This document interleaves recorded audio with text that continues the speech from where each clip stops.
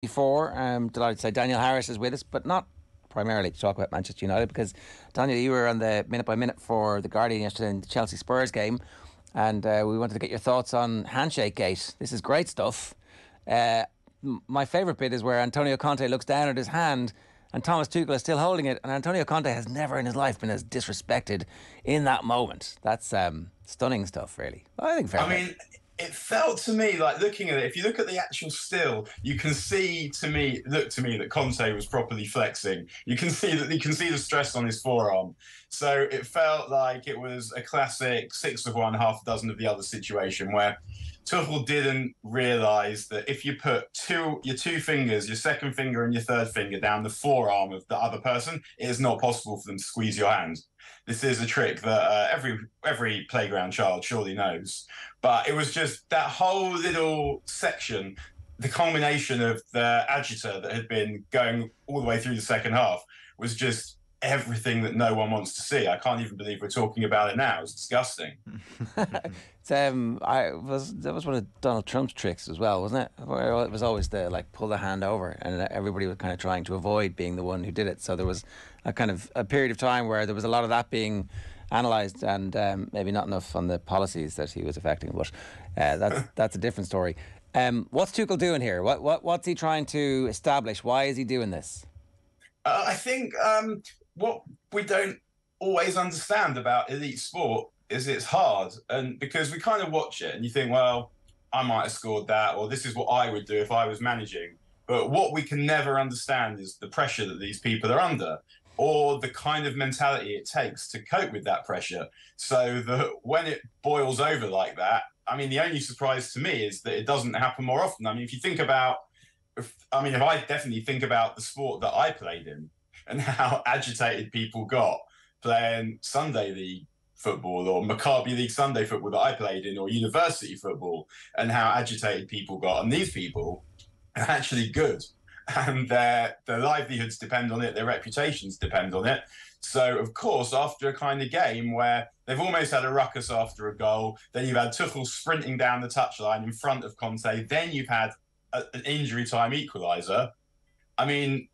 One of the reasons the cameras are always on those handshakes is because they know that something might happen. And the only thing that's surprising is that, and also disappointing, is that it doesn't happen more often. How good a game was it?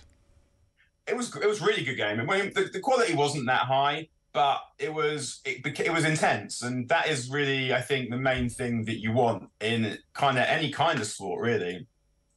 Is you want it to be wild, you want it to be intense, and I think that the quality of the game itself. Chelsea played really well in the first half, but they were helped by the fact that Spurs were pretty supine and pretty reactive in the way that they went about it. But then, the thing that really seemed to make the difference for Tottenham was that they brought on Richarlison, who didn't actually do that much beyond run about properly. And just in the very act of running about properly, he kind of inspired his teammates to do similar.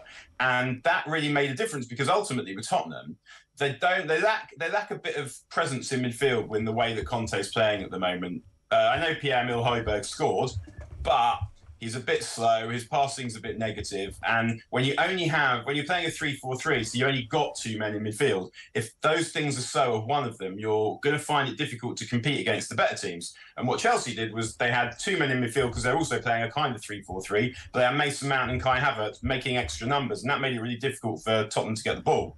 But once Richarlison started putting himself about and started hurrying the game up, it meant that there was more ball available for Tottenham's attackers, and Tottenham have attackers to cause any team aggravation. One of the things that we've spoken about a good bit about Spurs is their strength and depth, and that's the whole point of them buying players like Richarlison, is that when, in previous seasons they wouldn't have been able to influence this game, it would have been a relatively routine victory and we would have said Spurs still a little bit Spursy. But notwithstanding the fact that the issues that they still have to overcome with quality in central midfield, there is something different about this Conte team, and there is something different about not just them being able to change the course of the game, but sticking with it right to the 97th minute. Yeah, definitely. Spurs under Pochettino also scored loads of late goals. So I think they do certainly, like Harry Kane has been involved, and Son have been involved in a lot of those occasions. But I think that the thing that you say about Højbjerg is the reason why it's strange is that they signed Basuma because Højbjerg isn't that good. But so whilst you can say you understand what Conte's doing in that he's saying that you earn a place in the team by performance, not by transfer fee, and that does make some sense. Yesterday they were absolutely crying out for Bissouma's dynamism, athleticism, his ability to carry the ball, his ability to use the ball.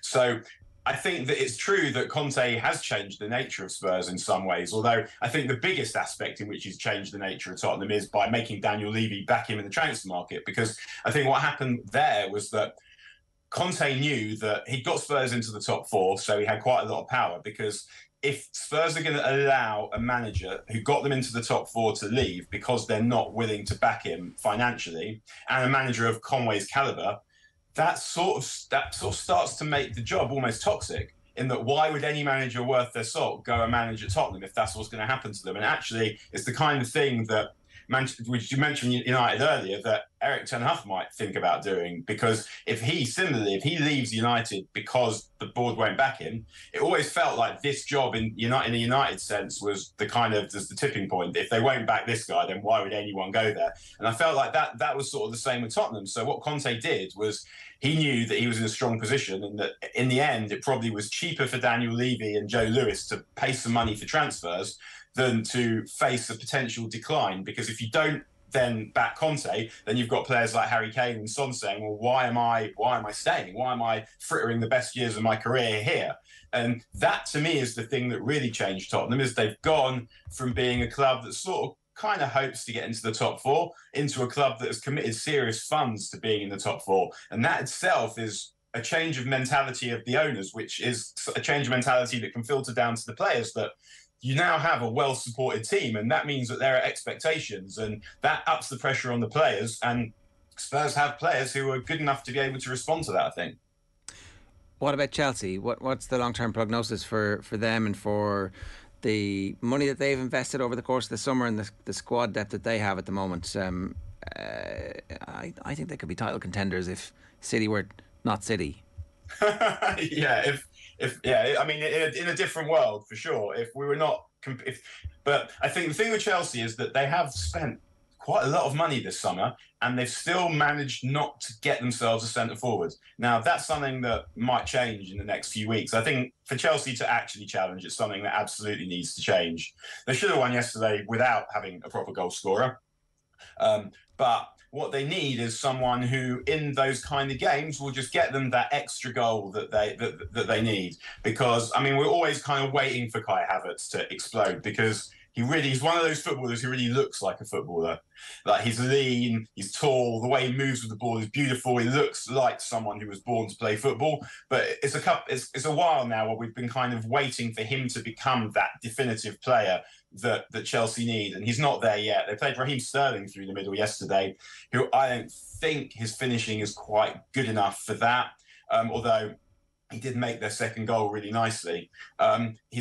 He's one of those players who has scored a lot of goals, but whose finishing under pressure you don't entirely trust. Also, with quick, skillful players like Sterling, I think they're better coming from out to in rather than just standing there in the middle. You want them to be difficult to pick up. So I think that Chelsea could finish as in third place. I'd be surprised if they finished any higher than that. But it's hard to evaluate them now, because if they're still trying to buy, apparently they're trying to buy Anthony Gordon, they're trying to buy Frankie de Jong, they're trying to buy Pierre-Emerick Aubameyang. So it's quite hard to assess them at this point. But I thought that I was really impressed with how Tuchel got them playing yesterday, because before the game, I actually wondered if Spurs might be able to exploit them a little bit in the spaces behind the fullbacks.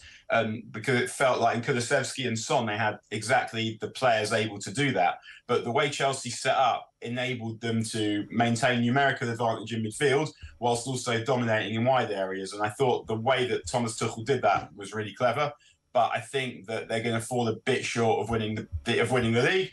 But they have a team that is good enough to beat anyone on its day. So in the cup competition, they're a very live threat indeed. I wasn't sure what was going to happen with Tuchel after the Abramovich era finished, but it looks like maybe we don't know what kind of long-term owner Todd Bowley's going to be, but he certainly is very interested in the day-to-day running of the club and getting involved in transfers and doing deals and having fancy dinners with the other chief executives and owners.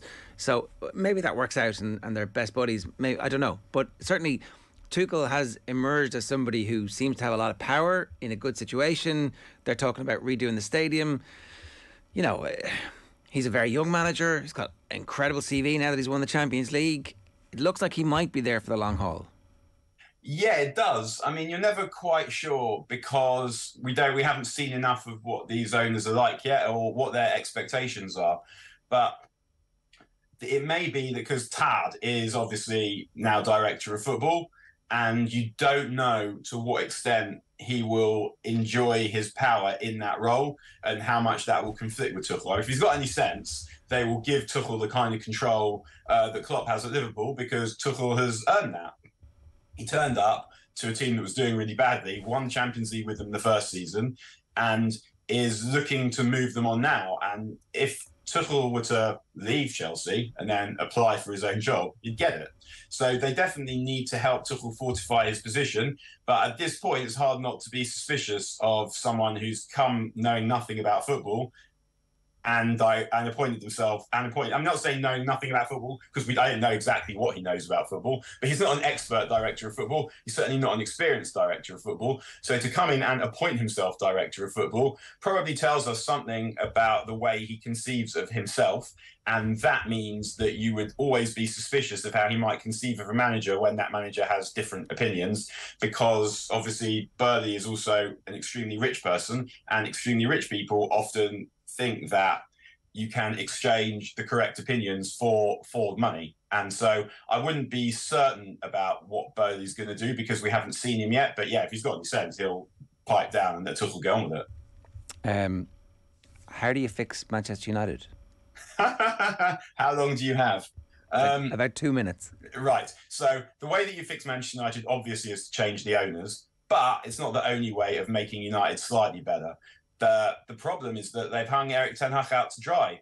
The players that he needs, he's not been given. We don't know what promises they made, but I'd be shocked if it would amount to Christian Eriksen, Lisandro Martinez, and Tyrell Malacia. I doubt very much that it was just that was it. So I mean, what should really happen here is Ten Hag should do a Conte, and he should go and say, if you don't back me, I will leave. Because if the Glazers don't back Ten Hag and he leaves, then no player's going to want to go to United, no manager worth the salt's going to go to United, and the value of the investment is going to drop. And that would allow Ten Hag. I mean, they might say, well, okay, leave then, but I'm not sure that they would, because the amount of money it would cost them in lost prestige and therefore the ability to keep the coffers ticking over because of the players that you're still able to attract and the ability to play in European football because of the managers. You're still getting all right managers, good enough managers are able to bring European football, good enough players are able to bring European football. But if Ten Hag goes, then the pressure on United to appoint a different manager with the season still in progress, having been beaten like this twice, would be difficult. And I think that it is time for Ten Hag to have a full and frank one with the Glazers. And that is the only way, because United need players. It's not the only thing, because obviously the players need to get better, but these players are experts in getting managers sacked, and getting someone new in has clearly not had the effect that you wanted it to have. Now, you might be able to blame some of that on Ten Hag, but there's some of these players that were letting Van Gaal down, that let Mourinho down, that let Ole down. So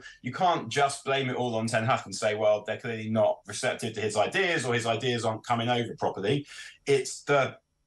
Ultimately, I've talked probably for 90 seconds those 2 minutes to say that the whole thing stinks. The whole club stinks. The whole club's a mess. And resolving it is not the job of one summer. And yet you could do a really good job of making it much better in one summer by spending actual money on actually good football players. But the board don't want to do that because the Glazers are not interested in sport. They're interested in a trust fund. Presumably, the way that online shopping has overtaken mall shopping is financially problematic for them because a lot of their money is tied up in malls. And so they just want United to be the thing that keeps paying for them. And that's going to require some level of success from United. And actually, I think it's for Erik ten Hag to play on that and inform them that if they do not give him what he needs, then he'll go and find himself a different job. Is one of the immediate things they could do to change the goalkeeper? Like, it's not to be reactionary, but we have spoken, I'd say, at length over the last couple of seasons about the evolution of football and how he is an old school goalkeeper, good shot stopper, occasionally a great shot stopper in patches, but not really what you would pick if you were a Ten Hag or a Klopp or a Guardiola and you want to play that specific style of football that requires your goalkeeper to be good with the ball at his feet 35 yards from goal. I totally understand why Ten Hag would have looked at this squad and thought, I'll sort the goalkeeper next summer. Because he probably didn't want Dean Henderson. He probably didn't want De Gea either. And De Gea's, in a year, you can get rid of let De Gea go and then spend the money elsewhere, such that you don't actually need your goalkeeper as much as previously because you're trying to control the game, which means the ball's down the other end more, there's less pressure on defence and all the rest of it. The thing what you say about De Gea is that he can't play with the ball at his feet. The problem with De Gea is not just that; it's the errors. Like the one he tossed in the other day was on Saturday was just absolutely ludicrous goalkeeping and sort of spoke of someone who's not properly focused. And because it's the kind of mistake that you very rarely see goalkeepers make. And it's not just the fact that he can't play with the ball at his feet, it's that he's a liability in terms of making mistakes. Even if we go back to the last year of Ole, the first year of Ole, sorry, De Gea made a mistake when United were 1-0 up against Chelsea, I think it was, that basically, had they won that game, they'd probably have got into the Champions League. And the mistake that De Gea made stopped that from happening. And that was not the beginning of the decline. He'd been rubbish for a year before that. And for various reasons, the club, as I said, is such a mess that this has been allowed to proceed. And I think that it's not a matter of necessarily just of not being able to play with his feet. It's also the fact that he doesn't dominate the box, which means that playing in front of him, I think, for the defenders is difficult because they're not sure when he's going to come. They're not sure if he's going to come and get the ball, or they think he's just rooted to his line, which means that they all have to drop and play much deeper than they'd like to. So the problems with De Gea extend way beyond whether he's any use with his feet or not. And I don't know what the answer is, because when I look at it, I guess my inclination is still to spend whatever money is available on outfield players and just hope the goalkeeper situation improves. And that's not because I have blind faith in De Gea. I absolutely don't. It's just. It is a bit chicken and egg though, because you've got a 5'9" centre back, but if you had a 6'4" goalkeeper who was commanding in his area, coming to take the ball in those set pieces, then you could probably get away with your 5'9" centre back, and he could play further up the field, and then suddenly your midfield is actually under less pressure, and it's less easy to pick your defence apart because the team is playing collectively. So I see the point you're making. He probably analysed, wow, this is a much worse squad than I thought it was. So I'm gonna fix the goalkeeper problem next year, because that guy, Colin is in my ear pointing out that he's been Player of the Year 4 times, Manchester United's Player of the Year 4 times, and he was last year. But that comes off the back of games where the team is getting battered. He makes 8 saves, and everyone's like, wow, what a great player you are, because you've saved us and we've got the 3 points. But they're not supposed to be making 8 saves against inferior teams. You're supposed to control the game. Yeah, for sure. And part of the inability to control the game is, I agree, it's to do with how this De Gea being rooted to his line just means that the spaces between the defence and the midfield are too big, and between him and the defenders are too big. And so I agree with that. But going out and finding a goalkeeper, so what do? Do you go and think, well, I'll get a new goalkeeper for an amount of money for a little bit, or are you trying to get a goalkeeper who you're going to have for the next 5 to 10 years? And I think that's the problem here, is that they don't want to commit the money on a goalkeeper right now because so many other areas of the team need resolving. So you can look at it from the way that you just looked at it, and I 100% can see why you would do that. But you can also look at it and think, well, if you go and get Frankie de Jong, let's say, a midfield player that means you can control the game, then you also take pressure off the goalkeeper that way. So the answer, obviously, is that you need both. But in the same way that United needed Darwin Núñez and they needed Frankie de Jong, and they ended up not bidding for Darwin Núñez because they were saving the money for Frankie de Jong. And again, the answer was not one or the other, which was what was put to Ten Hag, we understand. It's that you need both of those, and this is what it comes back to. Yeah. United's a mess. Like, they've committed some money, but not enough money. And just to go back to Lisandro Martinez, because you mentioned him, I accept the fact that he's small. I don't accept the fact that he should be getting caught under the ball like he did the other day. And also, I think that we need to give him a little bit longer before we decide for sure that he's too small to play centre-back in the Premier League, because there are many players who have not been good at the beginning who, once they've settled, have got a bit better. I kind of, watching the game at the weekend, I wanted Ten Hag to keep him on. The taking him off, I mean, I understand why he did it, because you think, well, you don't want things to get worse for him because you're going to rely on him. Part of me also thought, you were told by the club to sign Pau Torres. I understand why anyone would reject him, would reject advice that came from United, but he decided to sign Martinez. So this is your decision. You've got to stand by it now, not yank him at half time. That said, I wouldn't be surprised if against Liverpool we see Martinez relocated to midfield. Okay, that'll be interesting to see if that does happen. We've got a week to build up to that. Daniel, good stuff. We'll get you on again before that, no doubt. Thanks a million. Cheers. See you again, everyone. Have a good day.